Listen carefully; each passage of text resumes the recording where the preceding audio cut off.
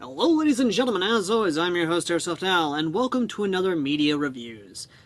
Today's a special one because it's kind of close to my heart, and it has to do with two of my favorite things. Building things and Gundam. No, it's not Gundam per se, although it is related to Gundam, but it's not. You know what, I'm just going to confuse the hell out of you guys. Let me just go ahead and break it down for you. So let me set the scene. An absolute Gunpla fanboy, or, you know, Gundam otaku, or just otaku in general, is a lead programmer. He's able to basically do a lot of things that his colleagues cannot. And literally goes home after, or at least it's about to go home, after literally, you know, just buying new Gundam. Until he inexplicably dies. It was the style at the time. And literally begs to, you know, continue doing what he loves. Building things and programming. And that's how he's reincarnated as a small boy in a fantasy world with mecha robots powered by motherfucking magic. Just take all my money! Oh, not this soon! Not this soon! I'll take your entire stock! Ladies and gentlemen, is the premise of Knights and Magic. Knights and Magic is honestly one of the better animes that I have ever actually seen in the isekai genre. And that's just coming from someone who loves the idea behind it. It is not your super serious war anime. It's not your super depressing, I'm going to die every fucking day, so let me find the strength to push through my depression anime. It is not even your totalitarian Orwellian universe anime that should not have happened, and some reason it happened. We're gonna fucking get to you someday, you motherfuck. No, this is it's a builder anime.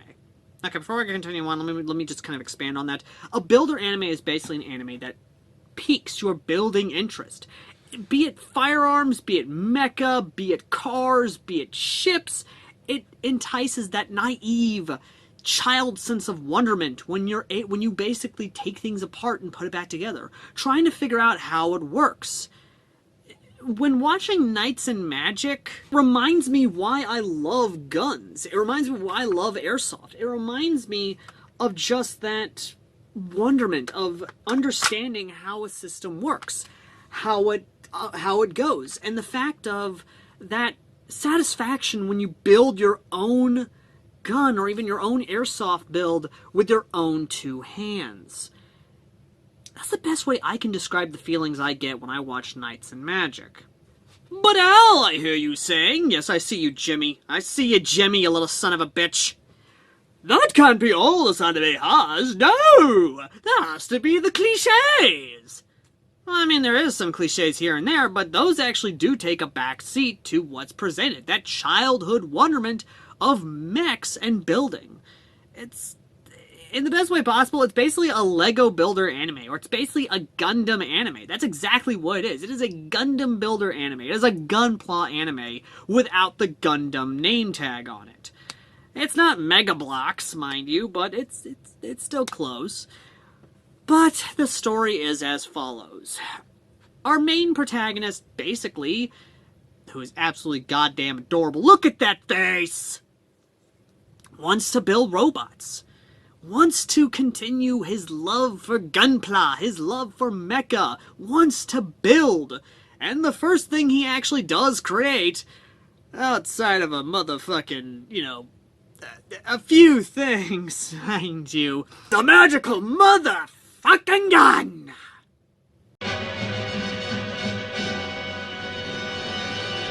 Groovy. And that's not all. He continues on and even creates exosuits. Not those exosuits, more like these exosuits. A la Starship Troopers Roughneck Chronicles. Seriously? What? I just heard you get hard. Oh yeah, I'm just pulling out all the stops for this because I love it that much. And when he does create a lot of mecha, I cannot spoil the suits for you. I cannot spoil the mecha for you. I'm just gonna tell you down below in the pinned comment is where you can watch this motherfucker subbed and dubbed. Fuck you, I'm a pirate. I don't give a flying fuck what you think. I can't hear you over the sound of me not complying. The story itself is still fun. The anime completed before the manga was even done, and the light novel is still going and is well ahead of the anime.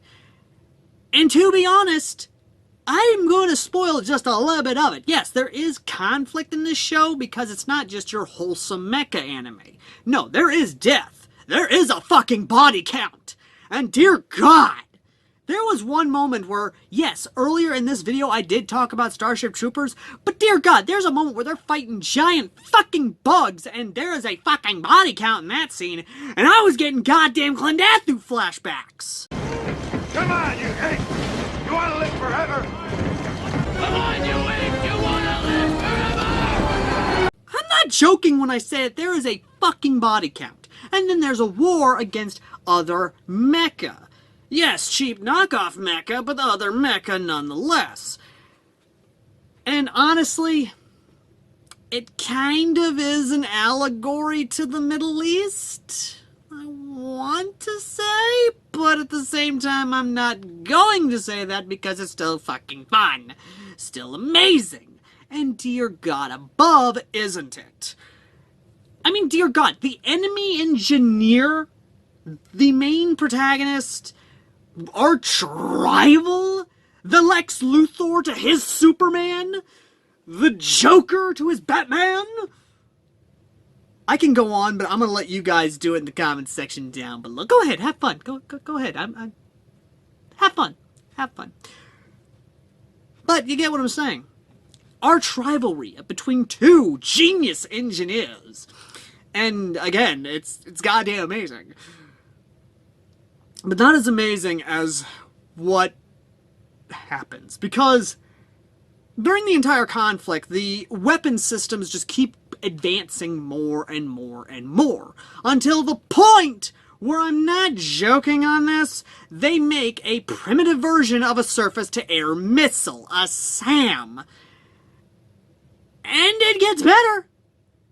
At this point in time, the enemy engineer is basically pissed off enough that he basically pulls out all the stops and goes full-on supervillain mode and sends after our hero a mother-fucking robot dragon. Excuse me, the fuck did you just say? Dragon. Robot. Stop. My penis can only get so erect. I mentioned how much I enjoy this goddamn thing. But much like anything in a good story, there is a happily ever after. To a degree. The light novel, it's completely different, but we're talking about the anime, not anything else. And I'm not gonna lie, the dub itself is actually enjoyable. I do enjoy the dub. The sub is sub, I don't give a shit. I'd rather listen in English, because again, I'm not, unless it's set strictly in Japan, and that makes sense for Japanese, if it's fantasy, give me some motherfucking English or give me a goddamn German dub. I don't give a fuck. The story itself is your basic, naive coming of age story. Or if I really wanted to kind of give it, it is very much so a story about growing up what you love. I grew up loving taking things apart and putting them back together. I grew up loving understanding what makes something work. And this anime just tickles that fancy. It makes me, again, love what I do. And love all the guns I've ever built. I mean, hell, if these two behind me weren't indication of that enough, no joke, I absolutely love what I do. And I couldn't say any more outside of go watch this anime. If you don't like it, that's perfectly fine. I'm not going to hold it against you. But for people like me who love this sort of thing, who love seeing a fellow builder, a fellow tinkerer, actually working on stuff, actually building up his passion, his hobby, his absolute reason for living, his resolve, his basically mission from fucking God, then yeah, I love it. I absolutely love it. Anyway, thank you all so very much for watching. As always, I've been AirsoftAL, and if you want to watch this yourself, link down below in the pinned comment.